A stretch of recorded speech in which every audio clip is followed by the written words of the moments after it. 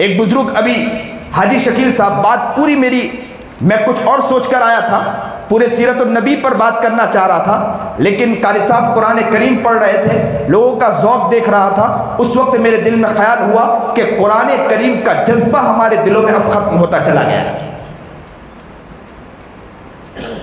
पहले ये दौर था कि कुरान करीम पढ़ा जाता था, लोग आके बैठ जाया करते थे कुरान के इश्क में। हाजी शकील साहब कारी अहमद अली के ससुर जो है बम्बई के अंदर, बहुत बड़े वली इंसान है।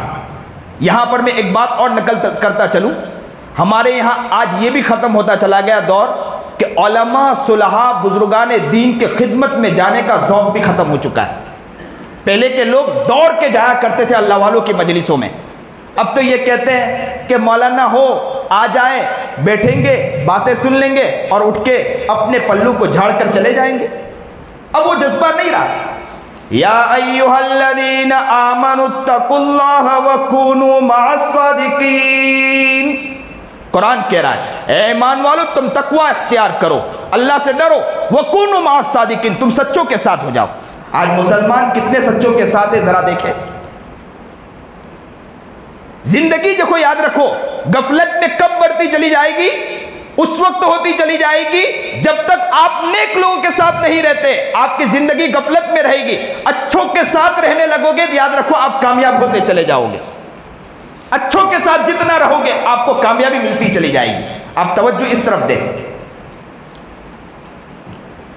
तो हाजी शकील साहब, उनके घर का माहौल क्या, वो अपने बच्चों को भी सिखाते, पोतों को सिखाते, नवासों को सिखाते। और क्या कहते हैं बच्चों से? कहते हैं बेटे अल्लाह ने आपको खिलाया ना, अल्लाह ने आपको पिलाया ना, अल्लाह कितना बड़ा रहीम है, अल्लाह कितना करीम है। तुझे सोने की तौफीक कि तू सोता है फ़ौरन तुझे नींद आ जाती है, तू खाता है फ़ौरन खाना हजम हो जाता है। ये अल्लाह का तेरे पर एहसान है कि नहीं एहसान है? बच्चा कहता है कि हाँ अब दादा जान बहुत एहसान है। तो कहा तूने अपने रब का कितना शुक्रिया अदा किया, तूने कितना सुभान अल्लाह पढ़ा, तूने कितना अल्हम्दुलिल्लाह पढ़ा। रोज़ाना तस्बीहात के मामूलात कराए जाते थे घर के अंदर।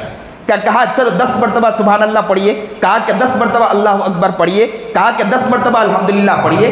उनकी औरत के बारे में आता, हाजी शकील साहब की औरत के बारे में आता है कि एक मरतबा एक बुजुर्ग उनके घर में आ गए।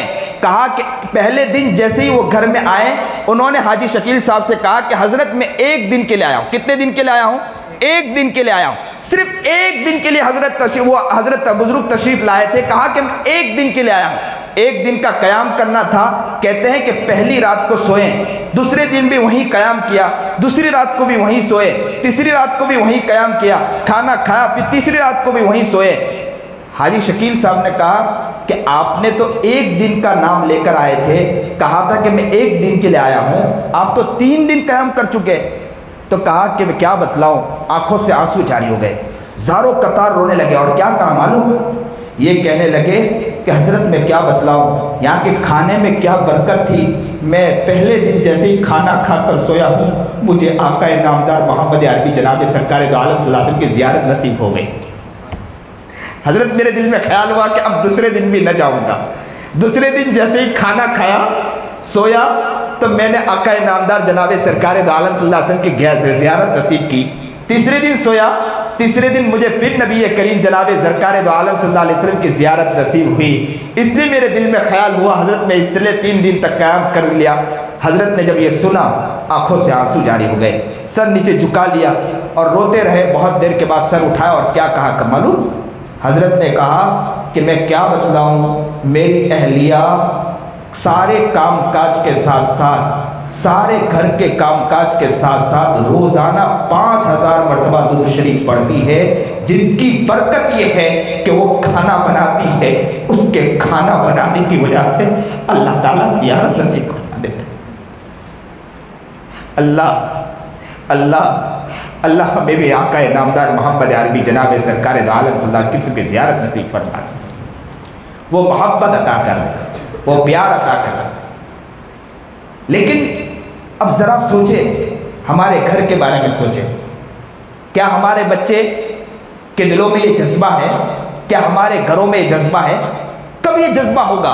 उस वक्त जज्बा होगा जब सबके दिलों में ख्वाहिश पैदा होगी कि हम अपने घरों में माहौल बनाएंगे, इंशाअल्लाह हम अपने घर में प्यारा माहौल बनाएंगे, अच्छा माहौल बनाएंगे।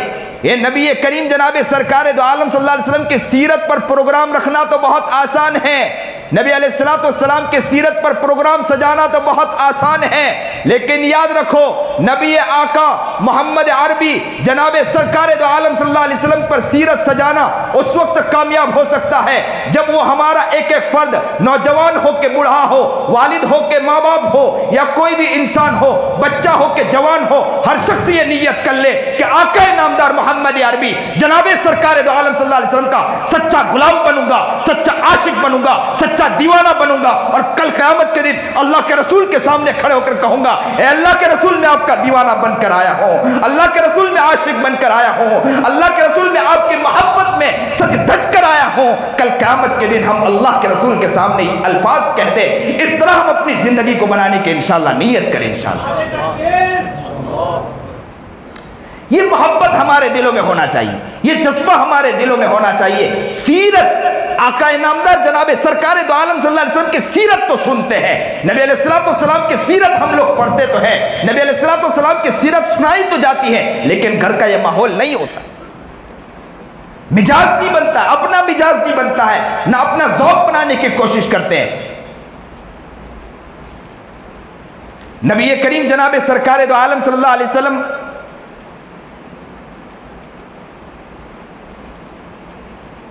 रबीउल अव्वल के महीने में जहां पैदा हुए, ये नबी करीम जनाब सरकार दो आलम सल्लल्लाहु अलैहि वसल्लम का जमाल है। नबी करीम जनाब सरकार दो आलम सल्लल्लाहु अलैहि वसल्लम की दो पैदाइश है। आप कहोगे दो पैदाइश कैसी? एक पैदाइश नबी करीम जनाब सरकार दो आलम सल्लल्लाहु अलैहि वसल्लम की जो रबीउल अव्वल के महीने में हुई, और एक पैदाइश नबी करीम जनाब सरकार दो आलम सल्लल्लाहु अलैहि वसल्लम को 40 साल के बाद जो नबूवत मिली वो पैदाइश है। एक पैदाइश में जमाल है और एक पैदाइश में कमाल है। एक पैदाइश में जमाल है, एक पैदाइश में कमाल है। ये मैं कारी तैयब साहब की बात नकल कर रहा हूं कि एक पैदाइश में जमाल है, एक पैदाइश में कमाल है। जमाल भी हमारे लिए नेमत है, कमाल भी हमारे लिए नेमत है। जमालुन नबी जनाब सरकार दो आलम सल्लल्लाहु अलैहि वसल्लम सुनाई जाए ये भी नेमत है, कमालुन नबी जनाब सरकार दो आलम सल्लल्लाहु अलैहि वसल्लम सुनाया जाए वो भी नेमत है हमारे लिए। लेकिन याद रखें कि 40 साल के बाद जब नबी करीम जनाब सरकार दो आलम सल्लल्लाहु अलैहि वसल्लम को नबूवत मिली, 13 साल नबी करीम जनाब सरकार दो आलम सल्लल्लाहु अलैहि वसल्लम मक्कतुल मुकर्रमा में रहे। कितने साल नबी अलैहिस्सलाम मक्कतुल मुकर्रमा में रहे? 13 साल। एक साथ कहिए कितने साल? 13 साल नबी अलैहिस्सलाम मक्कतुल मुकर्रमा में रहे, और 10 साल नबी करीम जनाब सरकार दो आलम सल्लल्लाहु अलैहि वसल्लम मदीना मुनव्वरा में रहे। 13 साल में नबी करीम जनाब सरकार दो आलम सल्लल्लाहु अलैहि वसल्लम पर 2 साल नबी करीम जनाब सरकार दो आलम सल्लल्लाहु अलैहि वसल्लम ने खुफिया दावत पेश की, या गालिबन 3 साल नबी अलैहिस्सलाम ने खुफिया दावत पेश की, और 2 साल नबी करीम जनाब सरकार दो आलम सल्लल्लाहु अलैहि वसल्लम ने अलल ऐलान दावत पेश की। कितने साल हो गए? 5 साल हो गए। और 5 साल नबी करीम जनाब सरकार दो आलम सल्लल्लाहु अलैहि वसल्लम पर ऐसे आए कि जो अलल ऐलान जब दावत पेश की तो इसकी वजह से 5 साल नबी अलैहिस्सलाम पर सख्त तकलीफें आई। नबी अलैहिस्सलाम को खूब सताया गया, यहाँ तक कि उनके सहाबा को सताया गया, शैब अबी तालिब में बंद कर दिया गया, नबी अलैहिस्सलाम पर ओझ डाल दिया गया, यानी नबी अलैहिस्सलाम पर जितनी तकलीफें सारी तकलीफें दी गई। ये 5 साल का अरसा, तो कुल कितने साल हो गए? 10 साल हो गए। 13 साल नबी अलैहिस्सलाम मक्कतुल मुकर्रमा में रहे। अब 3 साल नबी करीम जनाब सरकार दो आलम सल्लल्लाहु अलैहि वसल्लम ने ये सोचा कि मक्कतुल मुकर्रमा में रहते हुए ये लोग समझ नहीं रहे हैं, ये लोग बात को मान नहीं रहे हैं। नबी अलैहिस्सलाम अब मक्के से निकलकर बाहर निकलकर दावत पेश करना शुरू किया नबी अलैहिस्सलाम। लेकिन इन अय्याम में नबी करीम जनाब सरकार दो आलम सल्लल्लाहु अलैहि वसल्लम पर सख्त तकलीफें दी गई। नबी अलैहिस्सलाम को खूब सताया गया, शब अबी तालिब में बंद कर दिया गया।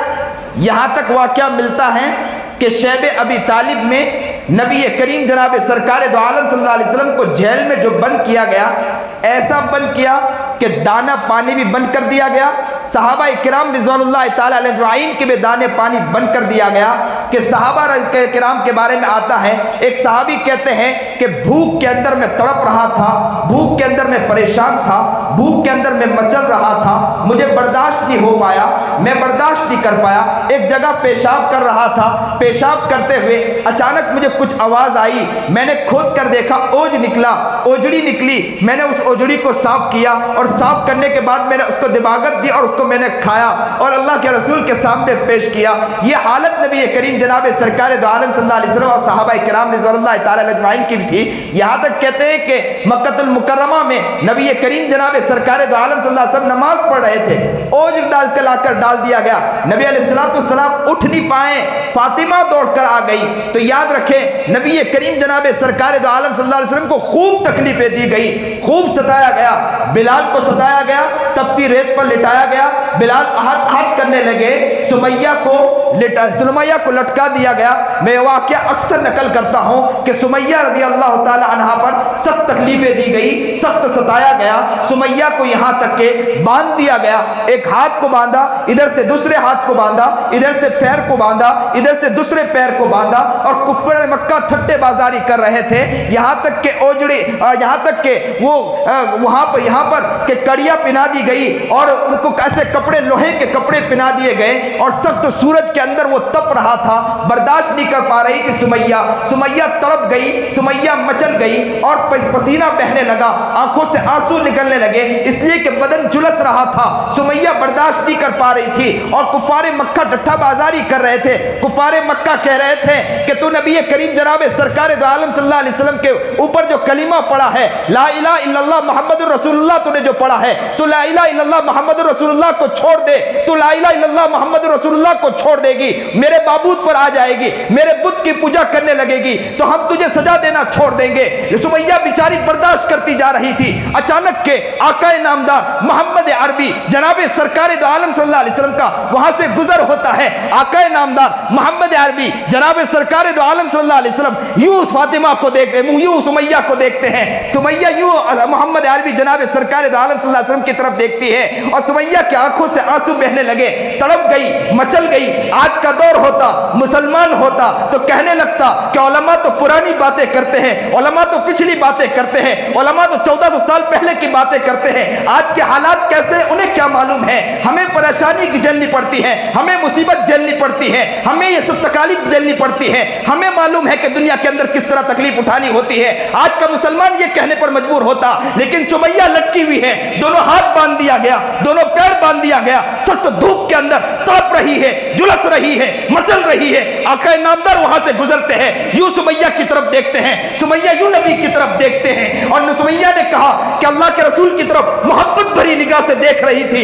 अल्लाह के रसूल ने यूं देखा और क्या कहा सुमैया से, सुमैया सब्र कर जाना, इसके बाद तेरे लिए जन्नत है। सुमैया ने इसके बाद ये लफ्ज नहीं कहा कि अल्लाह के रसूल जनाब सरकार दो आलम सल्लल्लाहु अलैहि वसल्लम आप पर कहा तकलीफ है, आप तो आराम से जा रहे हैं, आप तो आसानी से जा रहे हैं, आप तो चल के गुजर रहे हैं, आप पर क्या तकलीफ है। तकलीफ तो मुझे दी जा रही है, मुझे परेशान किया जा रहा है, मुझे सताया जा रहा है। सुमैया ने अल्फाज नहीं कहा, सुमैया ने अल्फाज नहीं कहा, अल्लाह के रसूल ने अल्फाज कहा, सब्र कर जाना सुमैया, इस पर तेरे पर इसके बाद तेरे लिए तू सब्र करेगी, इसके बाद तेरे लिए जन्नत है। यह लफ्ज कहना था। सुमैया ने कहा मैं सब्र कर जाऊंगी लेकिन नबी की गुलामी नहीं छोड़ूंगी। और वक्त आया कि सुमैया को चीर दिया गया, सुमैया चीर दी गई। सबसे पहले खातूने जन्नत, सबसे पहले शहीद होने वाली औरत में कोई है तो सुमैया है। और सुमैया ने उम्मत मुस्लिमा को पैगाम दे दिया कि याद रखना हर चीज कुर्बान कर देना लेकिन मोहम्मद का दामन न छोड़ना।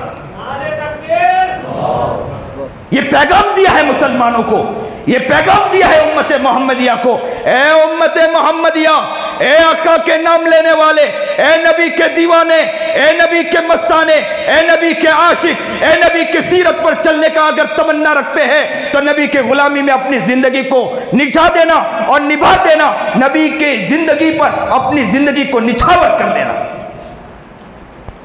मैं अपनी घर की जो औरतें हैं, मेरी माएँ और मेरी बहनें हैं, मैं उनसे भी आज दर्दमंदाना अपील करता हूं, मेरी माँ और बहनों से भी कहता हूं कि याद रखो, ये सुमैया पैगाम आपको दे रही है। सुमैया आपसे कह रही है कि मेरे मुताबिक मैंने अपनी जिंदगी को खपा कर बतला दिया है, मैं नबी के नाम पर अपने आप को कुर्बान कर दिया है, नबी के नाम पर अपने आप को निछावर कर दिया है। ए मेरी माओ, ए मेरी बहनों, नबी करीम जनाब सरकार दो आलम सल्लल्लाहु अलैहि वसल्लम की मोहब्बत में अपने आप को खपा देना, नबी के मोहब्बत में अपने आप को मिटा देना, नबी अलैहिस्सलाम के इश्क में अपने आप को मिटा देना, यह असल मोहब्बत है, यह असल प्यार है। हमारी औरतें घर से आराम से निकल जाती है, आसानी से निकल जाती है, न पर्दा है न चीजें हैं, और कहते हैं कि क्या करें, देखना पड़ता है, मजबूरी है, सबको लेकर चलना पड़ता है। यह नबी करीम जनाब सरकार दो आलम सल्लल्लाहु अलैहि वसल्लम के दीवानों का हाल नहीं है।